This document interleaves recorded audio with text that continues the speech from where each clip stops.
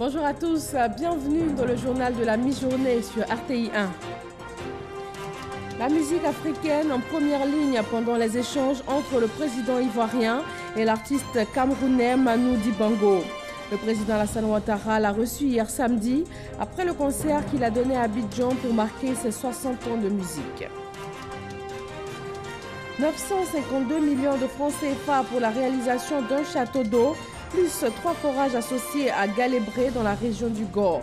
Le Premier ministre Amadou Gon Coulibaly a lancé la construction de ces infrastructures qui vont permettre aux populations de Galébré d'avoir de l'eau potable en quantité suffisante. Le gouvernement ivoirien et 27 entreprises impliquées dans la chaîne d'approvisionnement du chocolat et du cacao ont adopté un plan d'action. Il met l'accent sur la production durable et l'amélioration des moyens de subsistance des producteurs. Merci de suivre RTI 1 ce 1er juillet. L'actualité en Côte d'Ivoire est toujours marquée par la saison des pluies, notamment les programmes mis en place pour éviter de nouveaux drames causés par les eaux. En cause la pluviométrie, le réchauffement climatique, mais aussi l'action de l'homme. À quel niveau se situe la responsabilité de la Chambre nationale des promoteurs et constructeurs agréés de Côte d'Ivoire? Quelles solutions proposent les constructeurs? Nous recevons le président de la Chambre, Sangaré Siriki, pour en parler. Bonjour Monsieur Sangaré. Bonjour Madame. Merci d'être venu. Nous vous retrouvons dans une trentaine de minutes après l'actualité. Merci Madame. Manu Dibango, saxophoniste et chanteur camerounais de légende, a marqué ses 60 années de carrière par un concert à Abidjan. Il a été reçu par le président Alassane Ouattara à Ouattouré. Emmanuel Ndjoke Dibango, dit Manu Dibango, saxophoniste et chanteur de jazz mondial, a célébré vendredi à Abidjan, au Palais des Congrès de l'Hôtel Ivoire, ses 60 ans de musique.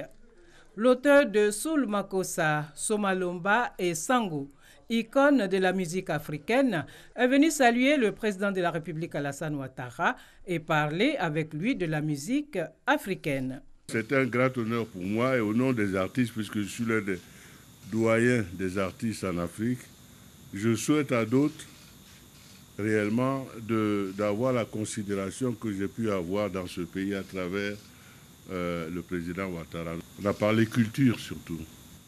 Comment entre nous, entre nos pays, la culture peut circuler de façon harmonieuse, quoi. Comment bannir les frontières de la culture entre nous. Le choix de la Côte d'Ivoire comme point de départ de la célébration des 60 ans de carrière du saxophoniste de légende est une forme de reconnaissance envers ce pays qui l'a accueilli dans les années 70. Manu Dibango, qui a dirigé l'orchestre de la RTI, a aussi contribué au rayonnement de la musique ivoirienne. Le vice-président ivoirien est en Mauritanie. Daniel Kablan-Duncan participe à la 31e session ordinaire de la conférence des chefs d'État et de gouvernement de l'Union africaine, aujourd'hui 1er juillet et demain 2 juillet. La lutte contre la corruption est au cœur de ce sommet. Il sera entre autres question du budget 2018-2019 de l'institution, du suivi de l'agenda 2063, la situation politique et sécuritaire du continent. Écoutons le vice-président Daniel Kablan-Duncan à son arrivée à Nouakchott, en Mauritanie. Nous représentons le président Alassane Ouattara à cette grande réunion qui se tient ici à Nouakchott. Et bien sûr, il y a des thèmes qui nous intéressent particulièrement, notamment le grand thème même de la réunion, à savoir le dossier de la corruption, qui est un dossier important. Et il est heureux que ce soit l'Afrique elle-même qui aborde ce dossier pour permettre de partager les points de vue des différents États sur cette gangrène qui peut miner donc l'économie de nos pays et changer des expériences. Puisqu'il y a des avancées selon donc les pays. Vous savez très bien ce qu'on a fait au niveau de la Côte d'Ivoire avec des structures telles que la Haute Autorité pour la Bonne Gouvernance, telles que l'Inspection Générale de l'État, telles que la Cour des Comptes, etc. Et il est bon de savoir ce que d'autres États font dans ce domaine et puis les partager parce que c'est comme ça que nous pourrions donc améliorer les conditions de vie de nos populations en utilisant donc au mieux donc l'argent des finances publiques pour aller donc de l'avant. C'est un thème donc qui est important. Et bien sûr, comme vous savez, toujours en marge de ces réunions, il y a des rencontres bilatérales avec, disons que, les chefs d'État et de gouvernement des autres États, mais aussi, et c'est important, c'est sera le cas d'ailleurs ici, on rencontre aussi avec le secteur privé, puisque nous allons rencontrer, je crois, dès demain et puis dès le 2, un certain nombre d'entreprises là qui souhaitent donc rencontrer pour des opérations donc à faire au niveau de la Côte d'Ivoire. Nous sommes heureux d'être avec Madame et Monsieur les ministres là qui nous accompagnent et puis les ambassadeurs qui sont déjà arrivés.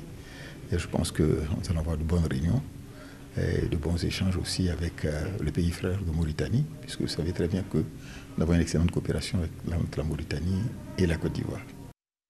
Lui est depuis hier en visite officielle dans la région du Gor. Le Premier ministre Amadou Gon Coulibaly a procédé au lancement des travaux du château d'eau de Galébré.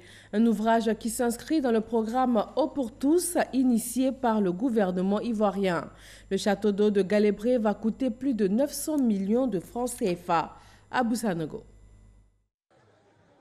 Le Premier ministre Amadou Gon Coulibaly dans la sous-préfecture de Galébré, malgré la forte pluie qui s'est abattue dans la région du Gor.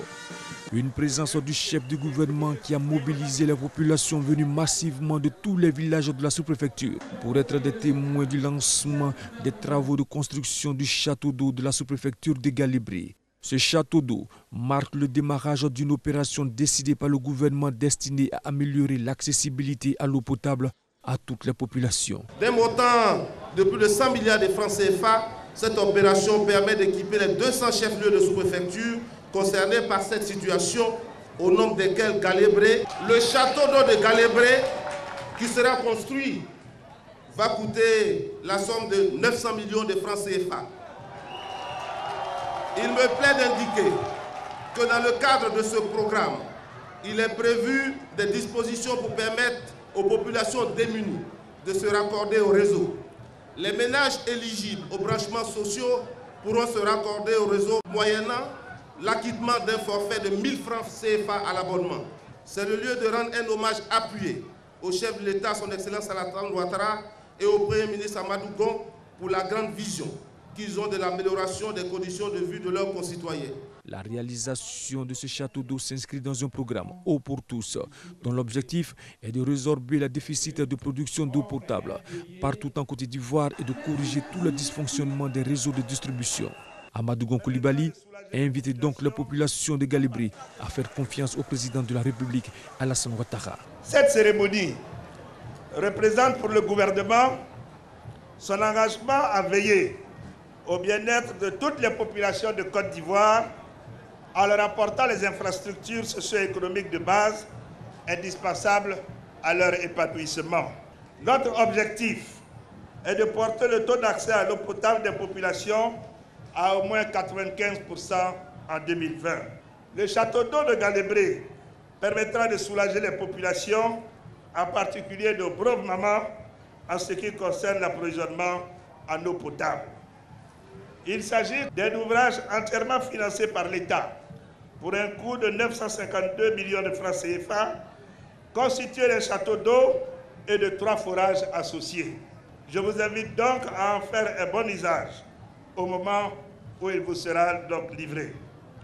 À travers tous ces ouvrages, je voudrais rassurer toutes les populations de la région du Gor et partant toutes les populations de Côte d'Ivoire sur la détermination du président de la République et du gouvernement à doter notre pays d'infrastructures performantes en vue de relever le défi de l'émergence.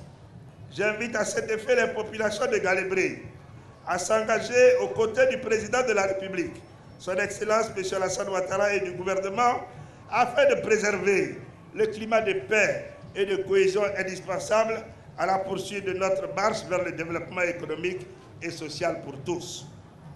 Nos incompréhensions d'hier ne doivent en aucun cas nous empêcher de construire ensemble la Côte d'Ivoire forte de demain, celle qui garantira un mieux-être à nos enfants et à nos petits-enfants. Après Ouragayou, Guibérois et Galébré, le Premier ministre Amadou Gon Coulibaly achève sa visite de travail ce dimanche au stade Biakabouda de Gagnoua, où il animera un meeting.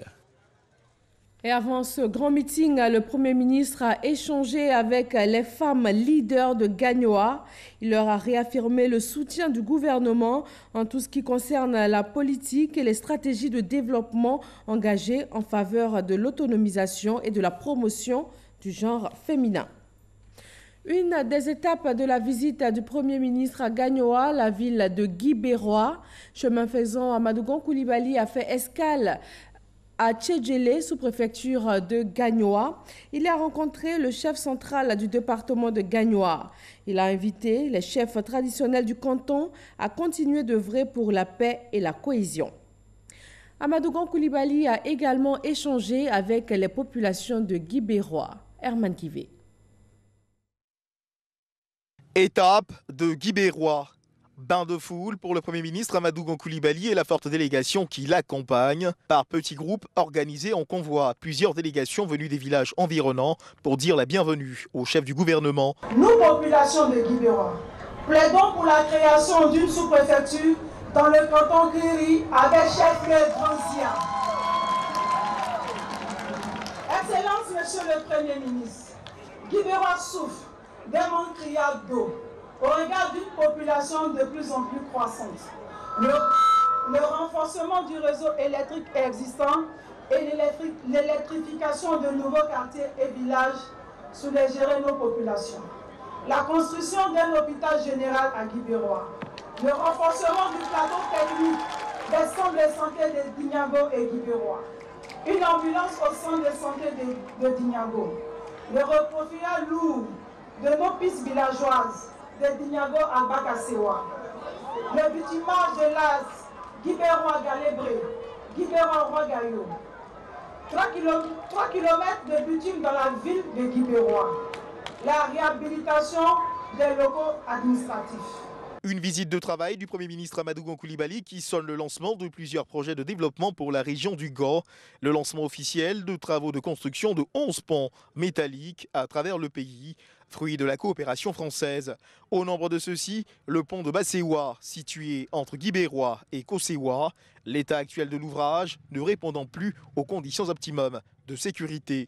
La réalisation de cet ouvrage va permettre de rapprocher les sous-préfectures de Guibérois et de Galébré qu'on peut rallier aujourd'hui qu'après avoir parcouru environ 70 km en faisant un détour par Gagnoa, alors qu'ils ne sont distants d'environ 30 km. À l'évidence, la réalisation de cet ouvrage va induire un important gain de temps au profit des populations et des opérateurs économiques de la région. C'est dans la paix et la cohésion que se forge le développement. Le Premier ministre Amadou Gon Coulibaly s'est réjoui de cette mobilisation exceptionnelle des populations de Guibérois, saluant également l'excellence des relations de coopération qui existent entre la Côte d'Ivoire et la France. Cette cérémonie est pour nous l'occasion de réaffirmer ici à Guibérois l'ambition du chef de l'État de doter notre pays d'infrastructures performantes en vue de relever le défi de l'émergence. Je compte sur vous, population de Guibérois, pour préserver ce climat de paix et de cohésion que vous avez su entretenir ici, afin de permettre au président de la République, son Excellence M. Alassane Ouattara, et à son gouvernement de poursuivre dans la sérénité leurs actions en faveur du bien-être des populations. C'est tout le sens de cette visite ici dans le Gao et de celle que nous effectuerons dans les autres régions pour nous imprégner davantage des réalités locales, écouter les populations et envisager ensemble les actions à mener pour impulser davantage le développement local. Oui, je sais que la crise que le pays a connue est encore présente dans certains esprits et ici à Guibérois, mais nous devons accepter de tourner définitivement la page des malentendus et des incompréhensions d'hier pour nous engager résolument dans l'œuvre de construction de notre beau pays.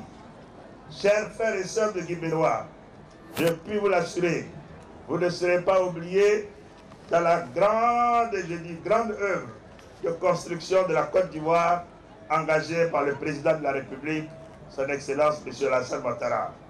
Vous avez votre place, chers parents de Guibérois, dans le train de l'émergence de la Côte d'Ivoire.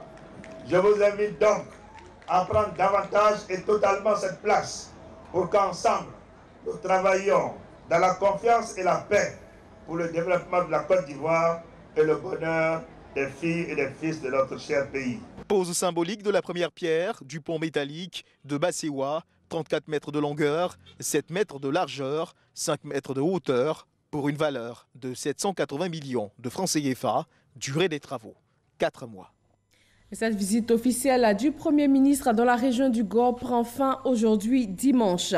Quittons le Gor pour la commune de Cocody. L'opération de destruction des constructions sur les bassins d'orage et autres ouvrages d'assainissement est en cours.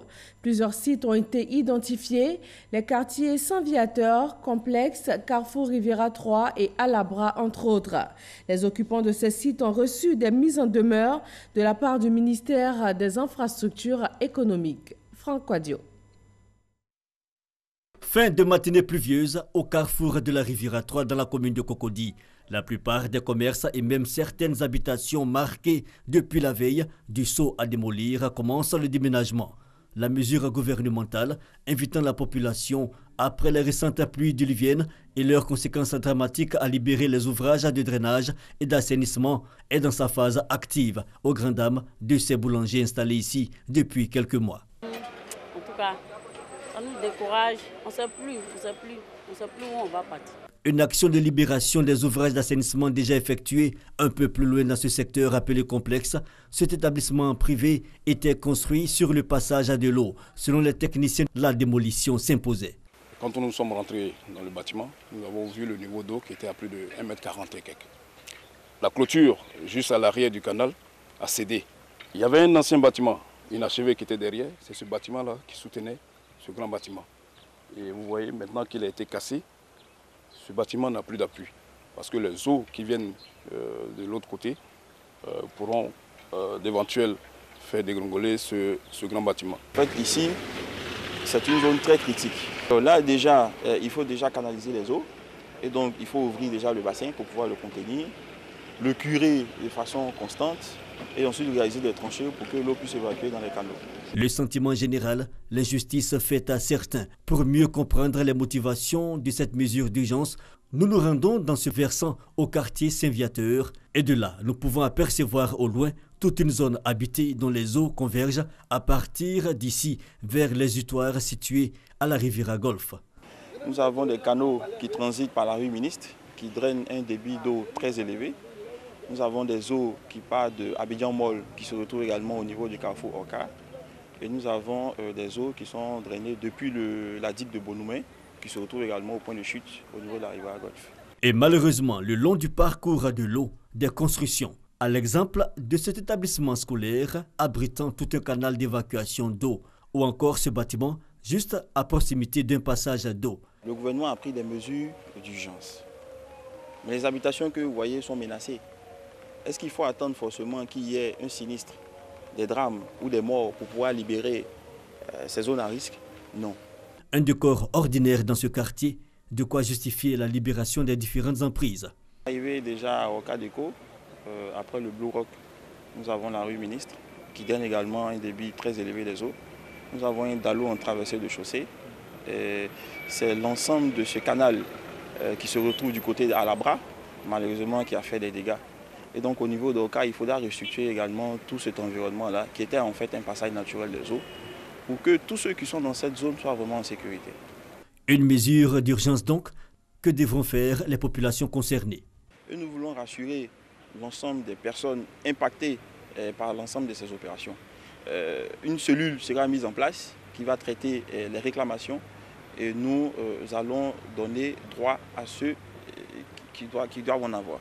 Notons que les actions de libération des ouvrages d'assainissement ont commencé à Abidjan depuis le dimanche 24 juin dernier. Et ces opérations se poursuivent dans le district d'Abidjan.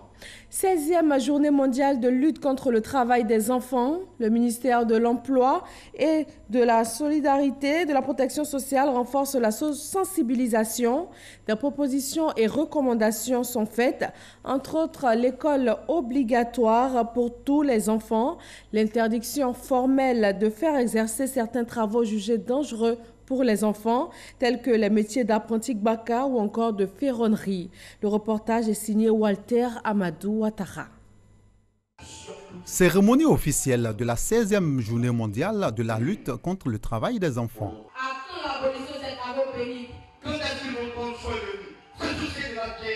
En Côte d'Ivoire, on note des avancées notables dans cette lutte pour le bien-être des enfants.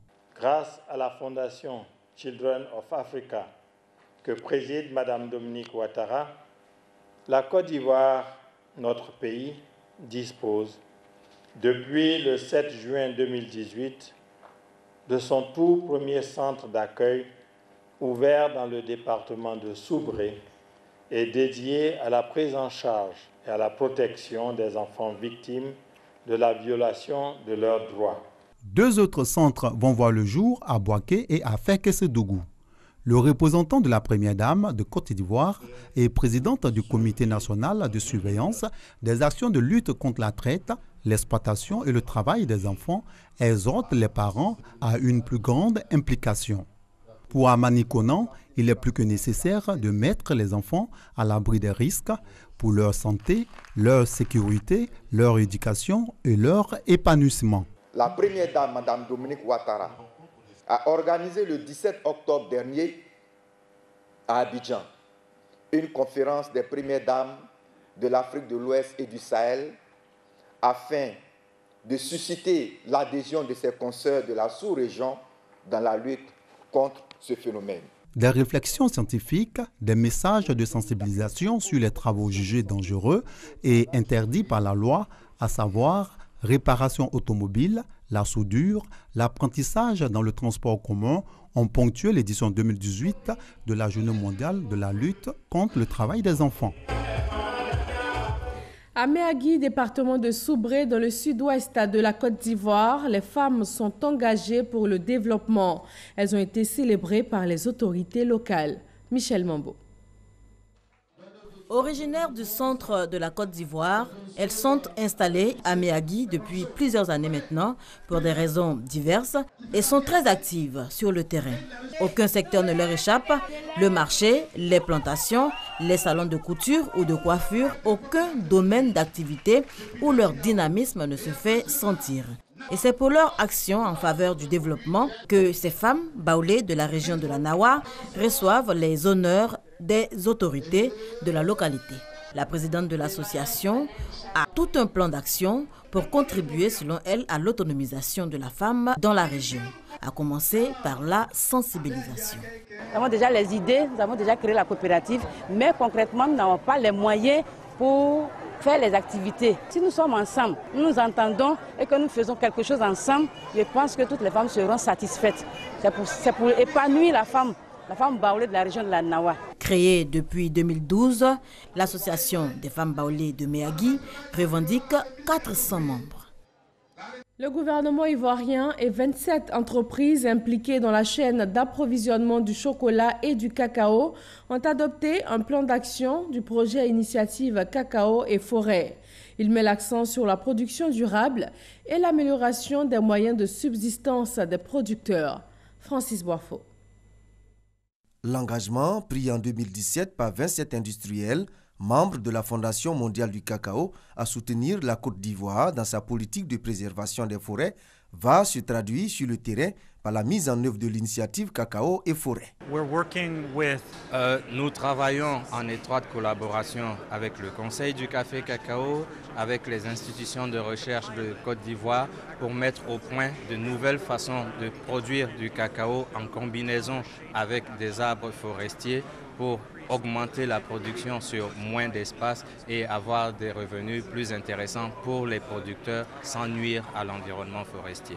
Objectif, promouvoir la cacaoculture sans déforestation, conformément à l'engagement pris par le chef de l'État en 2014 lors du sommet de New York sur le climat. Vendredi, après une rencontre avec les responsables des 27 entreprises impliquées dans la chaîne d'approvisionnement du chocolat et du cacao, le ministre des Eaux et Forêts a échangé avec la presse. Le plan d'action a été validé et aussi nous avons pu valider donc les études qui doivent être entamées pour la mise en place du fonds cacao et forêt. C'est un fonds qui sera mis en place donc pour le financement des actions de l'initiative qui a été signée et également des études sur la traçabilité pour s'assurer donc de la provenance de nos productions, des productions donc qui ne soient pas illégales. Une table ronde est annoncée. Elle permettra de mobiliser d'importantes ressources pour aider au financement de la politique nationale de préservation, de réhabilitation et d'extension des forêts sur 10 ans. Montant recherché, 616 milliards de francs CFA. Le gouvernement est engagé à lutter contre la dégradation des forêts. 200 000 hectares de pertes par an.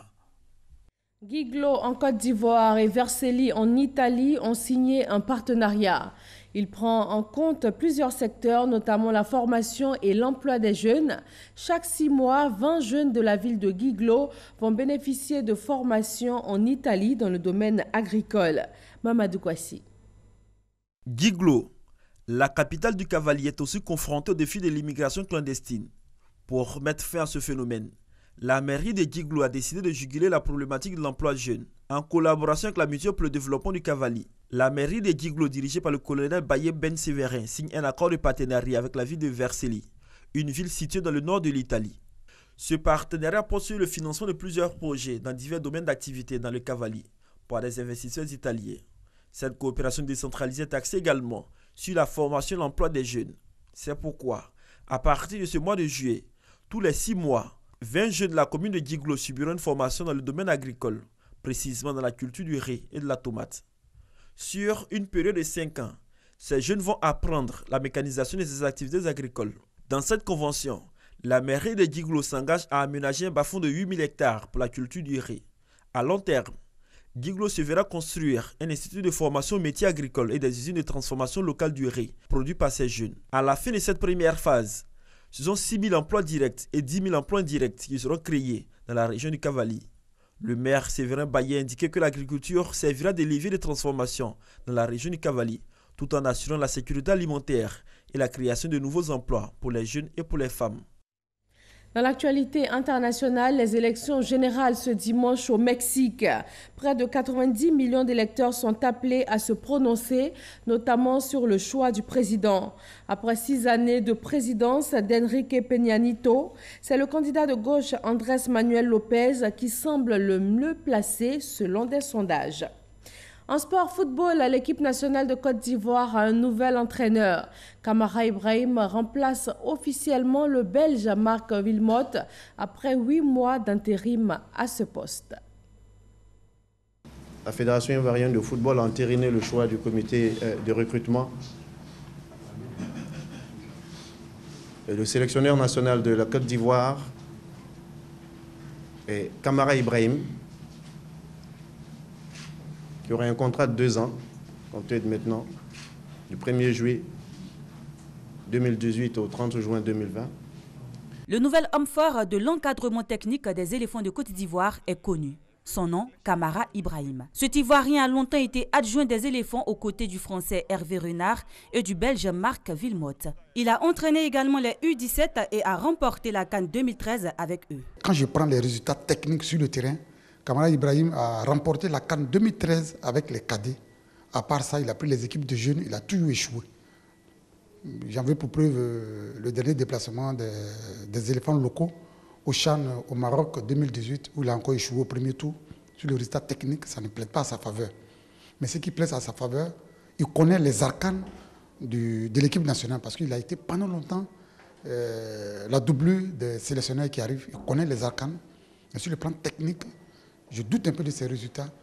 Comme il est au pied du mur, ne le jugeons pas avant la tâche. Il connaît mieux le football ivoirien, a côtoyé les joueurs depuis plusieurs années et réside en Côte d'Ivoire. Telles sont les raisons qui ont milité à l'avantage du nouveau patron des éléphants. Kamara Ibrahim est à la barre pour 2 années renouvelables. Espérons qu'il apportera un plus à notre sélection nationale. 12h35, place au magazine du dimanche. La politique du logement social en Côte d'Ivoire. Quel est l'apport des promoteurs immobiliers? Les promotions immobilières dans les zones à risque, il y en a eu dans le pays. Comment cela est-il possible? Quelle solution? Que fait la Chambre nationale des promoteurs et constructeurs agréés de Côte d'Ivoire? Nous en recevons le président Sangaré Siriki pour en parler. Rebonjour, monsieur Sangaré. Bonjour, madame. Alors, l'actualité ces derniers jours, on la connaît, ce sont les inondations qui emportent vie humaine et biens matériels et parfois même des immeubles entiers. En tant que promoteur immobilier, quelle analyse en faites-vous? Je vous remercie, je remercie aussi les téléspectateurs. En tant que promoteur immobilier, nous avons un cahier de charges bien précis et bien étudié par les autorités compétentes du ministère de la Construction, des Logements, de l'Assainissement et de l'Urbanisme qui est en charge de notre profession. Vous savez qu'on ne fait pas n'importe comment une promotion immobilière. Il y a des règles qui sont précises, il y a des professionnels dans le milieu. Il faut aussi tenir compte de plusieurs facteurs, notamment des études qu'il faut réaliser avant d'implanter quoi que ce soit une promotion immobilière ou que ce soit la construction d'une simple maison. Parce que quand on regarde autour de nous, vous avez un plan d'urbanisation qui est fait en fonction d'un plan directeur. Vous avez le plan directeur d'Abidjan, vous avez le plan directeur de la Côte d'Ivoire, on ne construit pas n'importe comment. Il y a un plan d'aménagement qui a été déjà étudié par des urbanistes et il y a la zone où on construit, il y a l'interland. L'interland, c'est tout ce qui est autour. Quand on regarde un peu ce qui s'est passé, c'est parce que tout simplement, il y a des zones à risque. Les gens ont construit sans toutefois tenir compte de certains facteurs. Quand on lance un quartier à construire, une ville à construire, il faut déjà tenir compte de la première phase de l'étude, c'est l'étude géotechnique. L'étude géotechnique est réalisée par des laboratoires locaux pour pouvoir étudier le sol, voir est-ce qu'il faut construire à tel endroit ou il ne faut pas construire. Et après, il y a les géomètres qui rentrent en ligne de compte pour faire des études, ce qui permet de définir les cotes de certains milieux et aussi de définir exactement les lignes d'eau. Parce que ce qui est très compliqué et complexe aujourd'hui, c'est l'environnement dans lequel nous vivons. Vous remarquez un peu autour de nous, il y a des constructions anarchiques. Il y a des gens qui construisent dans des endroits à risque, notamment dans les talwecs, sans études. Alors, le rôle réel du géomètre, c'est de définir exactement ces lignes-là. Et par la suite, le géomètre aussi est suivi par l'urbaniste, et l'urbaniste fait son plan d'urbanisation en tenant compte des études qui sont réalisées par l'ingénieur VRD. Oui, mais ça, ce sont les procédures normales. On a vu que ça n'a pas été respecté dans bien des cas. Alors, qu'est-ce qui devrait être fait et qui ne l'est pas fait? Pourquoi est-ce qu'on en arrive à cette situation, selon vous? Alors, il y a deux cas de figure. Soit certaines personnes refusent d'être disciplinées, auquel cas, je pense que l'État a prévu des sanctions pour cela. Vous avez vu un peu à Yamoussoukro, la construction catastrophique qui a été faite, ça a entraîné malheureusement mort d'homme. L'État a sévi, les conséquences ont été prises. Mais ce que je conseille aux uns aux autres, c'est de travailler avec des professionnels. Dans toutes les professions, il ne s'agit pas que de la promotion immobilière, il y a toujours des indisciplinés. Nous devons toujours, dans tout ce que nous faisons, il faut mettre une dose de civisme.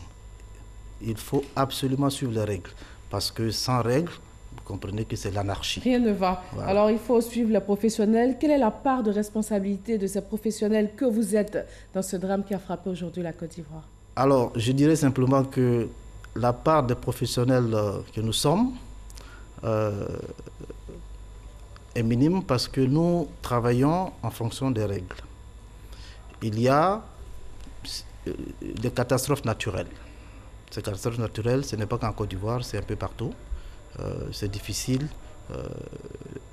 d'arrêter. Mais par contre, ce qu'il faut faire, c'est de l'anticipation. Il faut anticiper ces catastrophes. Il y a des études qui sont faites par des cabinets spécialisés, notamment des zones à risque qui sont déjà prédéfinies. On appelle ça les cartes d'inondation qui sont déjà connues d'avance. Il faut prendre en compte, par anticipation, toutes les études qui sont réalisées par des cabinets, notamment des cabinets qui travaillent dans l'aménagement, développement durable. Vous savez, lorsqu'on est professionnel, on tient compte de certaines règles qui sont préétablies. Je vais vous donner un cas très précis. À l'époque, c'était au temps du président Félix Houphouët-Boigny, lorsqu'on lui a dit qu'à Béoumi, vous êtes dans la zone de la vallée du Bandama, qu'il allait avoir à des moments de pluie très forte, de crue, que le pont pouvait céder. Il n'a pas hésité un instant. Il a lancé un vaste programme d'aménagement territorial qu'on a appelé l'AVB. C'est l'aménagement de la vallée du Bandama. Il n'a pas hésité à faire déplacer des villages parce que dans la vie, il faut qu'on se dise qu'une vie humaine est mieux que le matériel.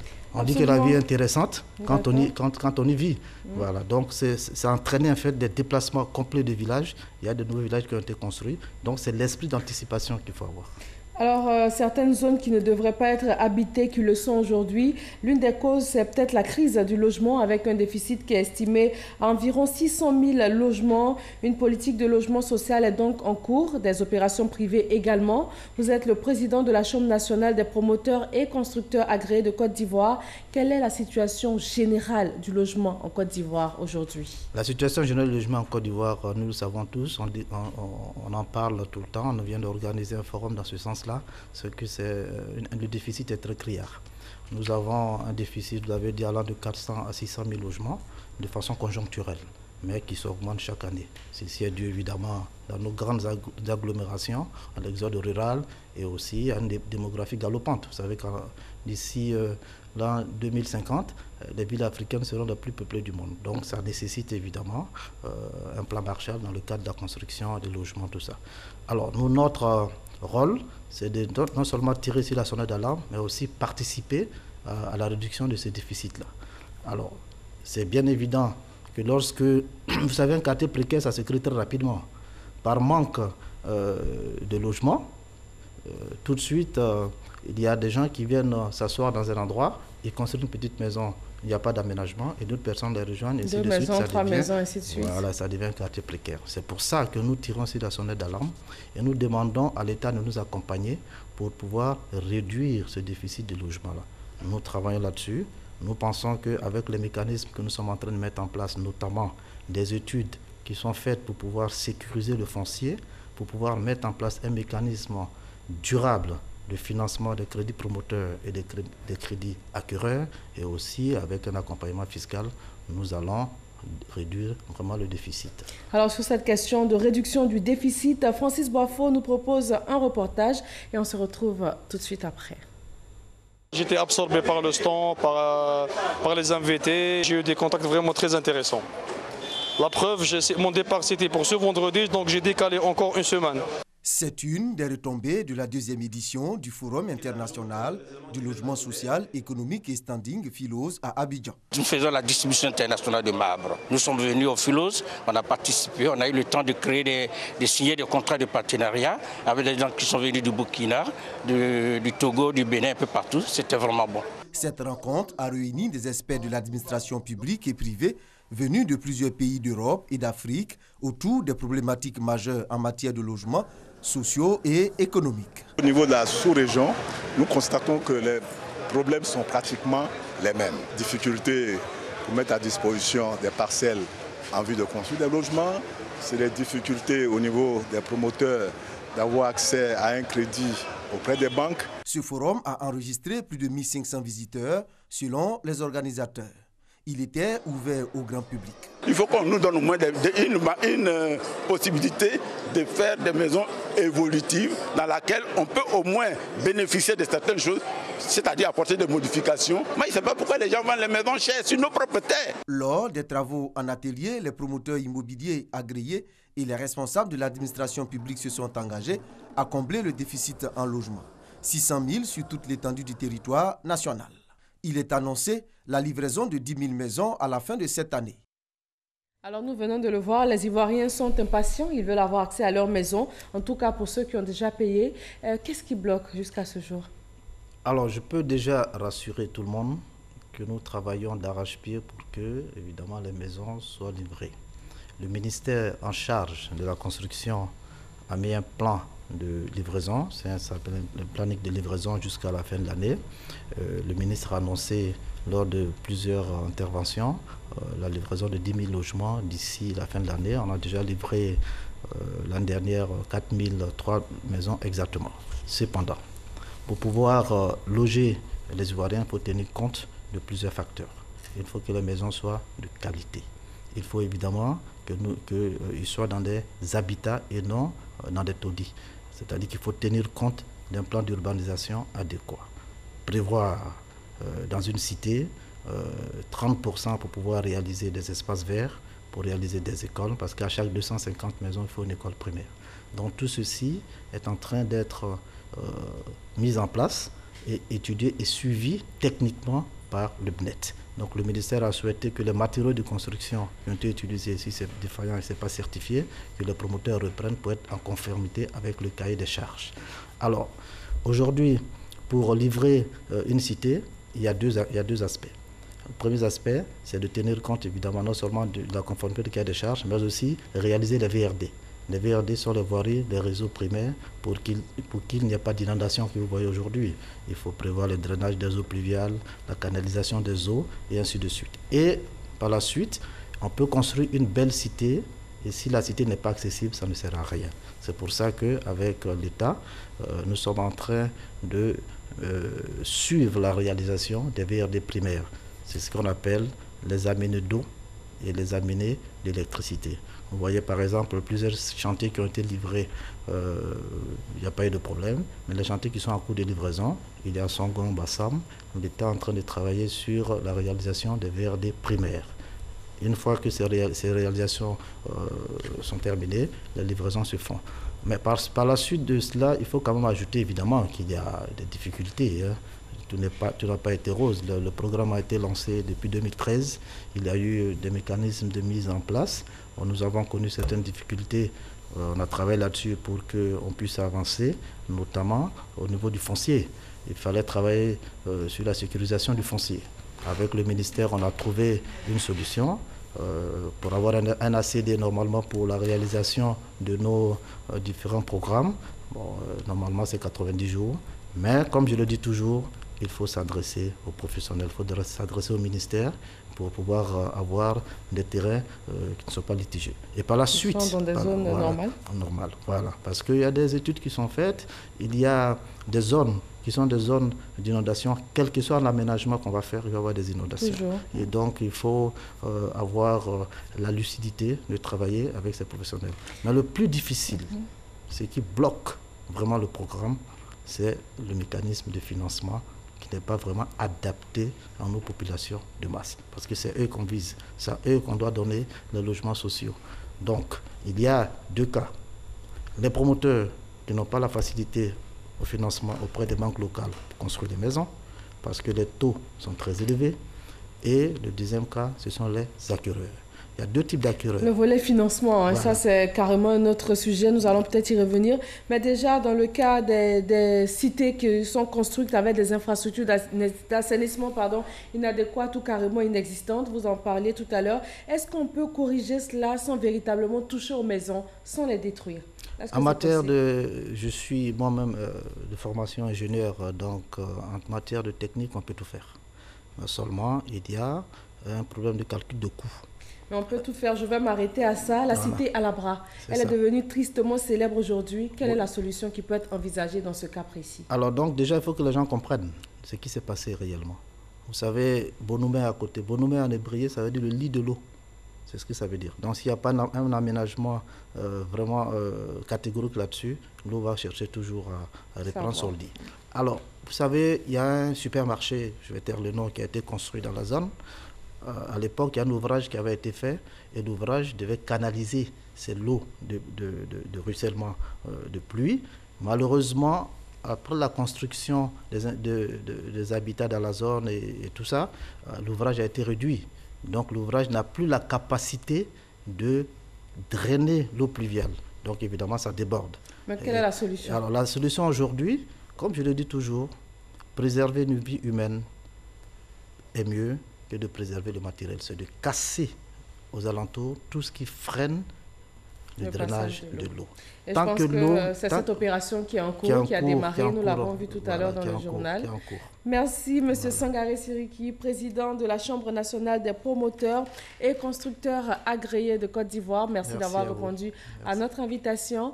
Merci à tous de nous avoir suivis et retrouvez tout à l'heure sur RTI 1 le plateau sport pour la rencontre Espagne-Russie. Très bon dimanche à tous.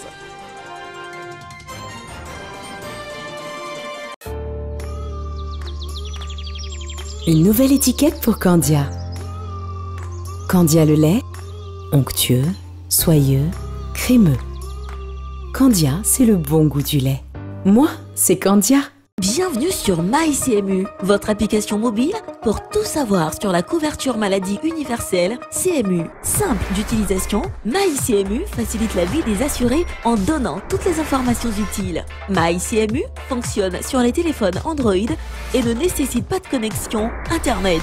Grâce à votre application, vous obtiendrez des informations sur les sites d'enrôlement, l'état de vos cotisations, le panier de soins, les centres de santé, les pharmacies du réseau CMU. MyCMU vous permet également d'effectuer votre pré-enrôlement avant de vous rendre dans un centre pour finaliser l'opération. Alors n'attends plus, télécharge-moi sur Play Store et la couverture maladie universelle n'aura plus de secret pour toi.